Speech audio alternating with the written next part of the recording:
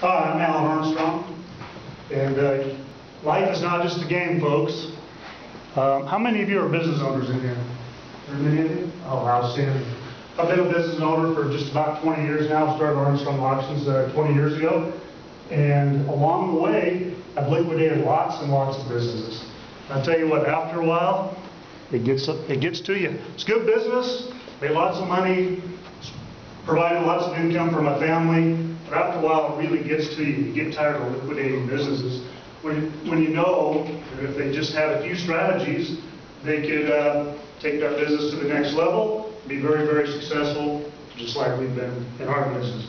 So what I've come up with is a simple 3-point plan, and it allows you, if you take my marketing strategies, which we've used over years and years and years, I've been able to bring butts in the seats, more or less, in 1 week, 2 weeks, much as 6 to 8 weeks if it's a big commercial project, and have those people putting their hands in the air and paying money. Well, what I've learned is you can take those same strategies, apply them to just about any business, and allow your business to be just as successful.